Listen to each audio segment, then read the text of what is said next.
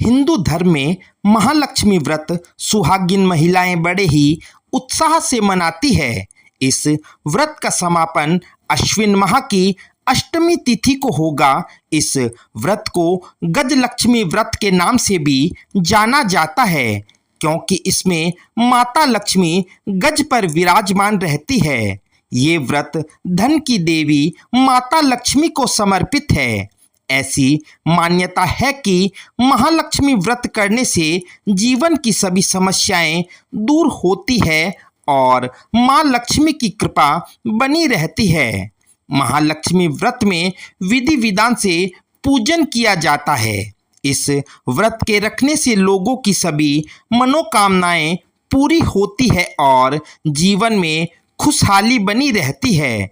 इसके साथ ही सुहागिन महिलाओं को संतान के अच्छे जीवन का आशीर्वाद मिलता है। ये व्रत सिर्फ केवल उन्हीं महिलाओं द्वारा रखा जाता है जिनके संतान होती है। आइए आपको महालक्ष्मी व्रत की कथा सुनाते हैं।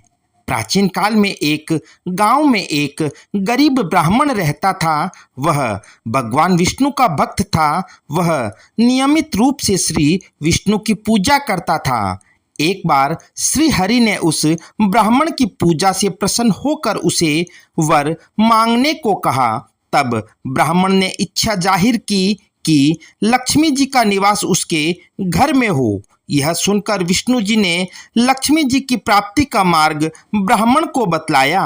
विष्णु जी ने कहा कि मंदिर के सामने एक स्त्री आती है जो यहाँ आकर उपले थोपती है। उसे अपने घर आने का निमंत्रण दो। वह धन की देवी है। जब लक्ष्मी जी तुम्हारे घर आएंगी तो तुम्हारा घर धन धान्य से भर जाएगा। इतना कहकर विष्णु जी ध्यानमग्न हो गए। अगले दिन सुबह 4 बजे से ही मंदिर के सामने ब्राह्मण जाकर बैठ गया। कुछ ही देर में लक्ष्मी जी उपले थापने वहीं आई। ब्राह्मण ने उनसे उसके घर आने का निवेदन किया। यह सुनकर लक्ष्मी जी समझ गई कि यह सब विष्णु जी ने ही उसे करने के लिए कहा है। तब उन्होंने ब्राह्मण से कहा कि तुम महालक्ष्मी व्रत करो। यह व्रत 16 दिनों तक करने और 16वें दिन रात को चंद्रमा को अर्घ्य देने के बाद तुम्हारा मनोरथ पूरा होगा। इसके बाद लक्ष्मी जी की पूजा कर ब्राह्मण ने देवी को उत्तर दिशा की ओर मुख करके पुकारा। उसकी तपस्या से प्रसन्न होकर मां ने अपना वचन पूरा किया। तब से ही यह व्रत पूरी श्रद्धा से किया जाता है।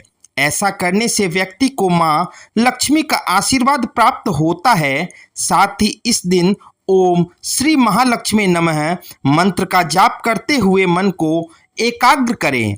हिंदू धर्म में महालक्ष्मी व्रत पूरे 16 दिनों तक रखा जाता है। हालांकि यह निर्जला व्रत नहीं होता, लेकिन अन्न ग्रहण करने की मनाही होती है।